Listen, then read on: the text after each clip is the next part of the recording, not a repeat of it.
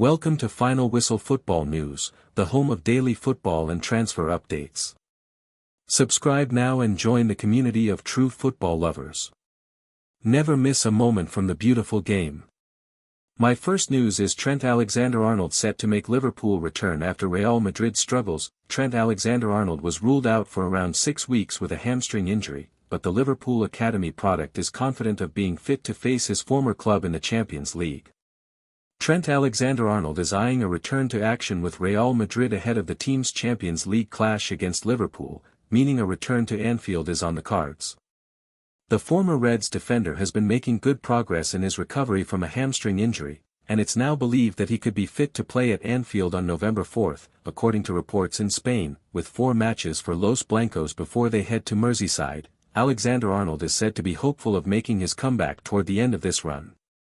The 27-year-old was initially given a 6-week timeline for his return, and he's already been sidelined for 4 weeks. The Real Madrid star was left distraught after sustaining an injury in the early stages of the Champions League match against Marseille last month. This setback marked a challenging start to his career in the Spanish capital. Alexander-Arnold quickly secured his spot in the Real Madrid starting lineup, but found himself replaced by club captain Dani Carvajal when he returned from a serious knee injury. The lack of game time cost him a place in Thomas Tuchel's England squad in September. Now, Alexander-Arnold faces the challenge of proving both his fitness and his quality to secure a place in both teams in the coming weeks. A return to his boyhood club will certainly make this task even more daunting. The Liverpool Academy graduate will probably encounter a frosty welcome upon his return to Merseyside, having opted to turn down a fresh deal at the club in order to move to the Bernabeu. The Reds secured around $11 million by allowing his early departure to participate in the Club World Cup. It was one of the hardest decisions of my life. Liverpool is my home, it made me who I am. But Madrid felt like the right step, at the right time, Alexander-Arnold told GQ España when asked about his Liverpool exit. It was ambition and a personal desire for change. To challenge myself in a new environment. Of course, Real Madrid's legacy is undeniable. But more than that, what attracted me was my ambition and the desire to test myself in new surroundings. It's a challenge, but one I welcome. Playing at the Bernabeu is sacred. You can feel the weight of the shirt, but that's what drives you to give it your all. Alexander-Arnold was met with jeers from Liverpool supporters following his announcement of departure plans before the campaign's conclusion. The response he garnered split opinion among the fanbase, though disappointment was evident. He was afforded a warmer send-off during his final outing against Crystal Palace, appearing visibly moved in the on-pitch scenes that followed the final whistle on the last day of the previous season. My second news is 3 Barcelona prodigies train with the first team ahead of Girona clash. With the international break coming to an end, Barcelona are set to resume their campaign this weekend as they take on Girona.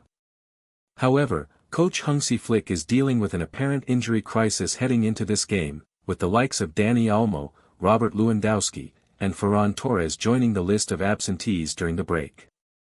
This has forced Flick to call up a host of youth players to training ahead of the Girona game. Some of them may even end up featuring this weekend. 3 youngsters train with first team. As revealed by the photos shared by Barcelona's social media team, at least 3 youth players have been seen training with the first team. That includes Diarra, who could be poised for an appearance against Girona this weekend, especially with key creative players still out injured. Unless Flick decides to deploy Pedri in an attacking midfield role, Diarra could even be in contention to start against Girona. Toni Fernandes also trained with the first team, which is hardly surprising as Barcelona have a dearth of attackers out wide heading into this Catalan derby. Another player who trained with the first team ahead of the Girona clash is right-back Xavi Espart. However, the youngster could be there just to fill the numbers, as Barcelona do have both Jules Koundé and Eric Garcia available to operate as a right-back this weekend. But the presence of so many Barca athletic individuals does make it clear that Flick will rely heavily on La Masia to deal with the ongoing injury crisis. At the same time, this could be an excellent opportunity for these youngsters as well, with Diarra, in particular, gearing up for potentially the most important week of his career so far. My third news is David Beckham holds FA talks to give England helping hand for 2026 World Cup. The FA have spoken to David Beckham about possibly holding a training camp at Inter Miami as England look to get accustomed to the conditions in America ahead of the World Cup. The FA have been in contact with David Beckham regarding the possibility of holding a warm weather training camp at Inter Miami as England begin their preparations for the World Cup in North America next summer. Beckham, the co-owner and president of the MLS outfit in Florida, has been sounded out by England chiefs who have been to see the club's facilities in Fort Lauderdale, as first reported by Sky Sports. They've also checked out several other venues after the Three Lions confirmed their spot at the tournament. Before the tournament begins, England want to head out to America to put their players through their paces. Thomas Tuchel and the FA sports scientists want to spend at least a week, likely longer, so that the players can begin getting used to the extreme heat and humidity. It is likely to play a major role in the tournament, and the England staff want to take measures so that they are prepped. The Club World Cup in the summer was played in the USA, and managers and players both aired concerns with the climate. FA officials have looked to visit a number of locations across the USA, reviewing a number of facilities so they can be prepped come the draw, which is in Houston on December 5. Once England know their group and opponents, the FA can devise a plan. Only then will England know where they are based, with games being played across Canada, America and Mexico. The vast stretch of host cities will also mean that teams could play in completely different environments. Seattle and Vancouver are both possibilities, as are Mexico City and Guadalajara. The perfect training base can be a huge determining factor in creating the right environment during the tournament, which will last 4 weeks. England have a strong recent record in major tournaments as of late, but will head to one without Gareth Southgate in charge for the first time since 2016. Tuchel's side booked their ticket to North America with a comfortable 5-0 win in Latvia during the week.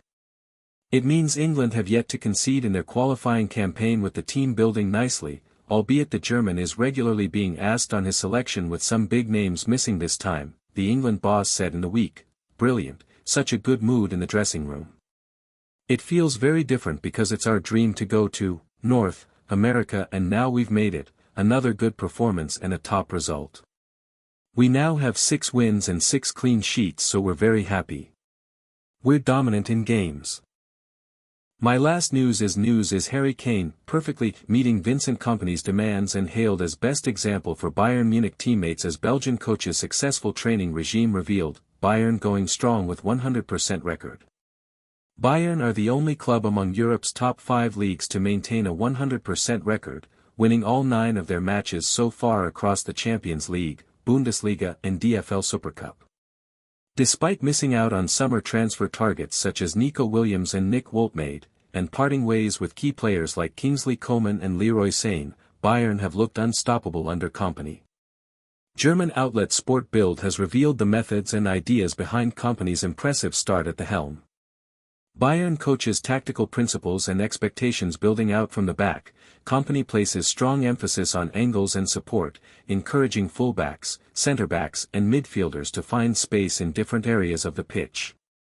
This positioning allows them to offer passing options to goalkeeper Manuel Neuer when playing out from the back while avoiding being caught in the shadow of opposition players. Fullbacks are urged to move into open spaces to receive chipped passes over the heads of opponents, while striker Kane is encouraged to position himself intelligently to receive long goal kicks from Neuer. Another key aspect of Kompany's approach is switches of play, where players are instructed to shift the ball from one flank to the other in the opposition half after drawing defenders toward one side. This tactic aims to catch opponents off guard and create open spaces for Bayern's forwards to exploit. Kompany also grants his attackers, particularly Kane, the freedom to make runs into open areas and take advantage of deep defending teams to maximize scoring opportunities. Off the ball, Kompany demands constant perseverance and intensity. He encourages his team to defend as a single, compact unit high up the pitch and to press their opponents collectively. He often uses Kane's goal against Dinamo Zagreb last season, where the striker pressed high, won the ball back, and scored, as a perfect example of his philosophy on persistence and work rate. Above all, Kompany insists on complete synergy among his players, believing that only through collective understanding and cohesion can his system function to its fullest potential. Kompany's man management skills. Kompany's man management has played a crucial role in lifting the team's morale. The Belgian coach is known for giving his players a longer rope, which has helped him earn their trust and confidence. Despite Serge Gnabry's poor showing at the Club World Cup, Kompany continued to back him until the winger regained his form. The coach also shows a fine balance between discipline and leniency, choosing the right moments to apply each. For instance, he opted for leniency when players were seen enjoying themselves during Oktoberfest, a decision that further strengthened the bond between him and his squad. Biggest beneficiaries of Kompany's method, Kane and Lemaire. With Bayern consistently producing strong results, it is clear that the players have fully embraced Kompany's principles. One of the biggest beneficiaries has been Kane, who has thrived under the Belgians' guidance. The England striker has scored 103 goals and provided 29 assists in 106 appearances, also securing the first major title of his career as Bayern lifted the 2024-25 Bundesliga trophy. The report adds that Kompany's insistence on discipline, punctuality and teamwork has resulted in a sudden improvement in Kane's defensive work and desire to win duels. Another standout performer under Kompany has been midfielder Konrad Lemaire, who has grown into a key figure in the side. His form has drawn widespread praise, including from Austrian captain David Alaba, who recently described him as a world-class player. Bayer and Kane's upcoming challenge. Bayern will hope that Kompany's principles continue to guide the German league leaders when they host archrivals Borussia Dortmund in the Der Klassiker on Saturday. Fans will be eager to see Kane find the back of the net once again and help his side secure another crucial victory. Thanks for watching. If you enjoyed the video, make sure to hit that like button, subscribe to Final Whistle Football News, and turn on notifications so you're always in the loop with the latest transfer news and rumors. One more thing, what are your thoughts on these updates? Comment below.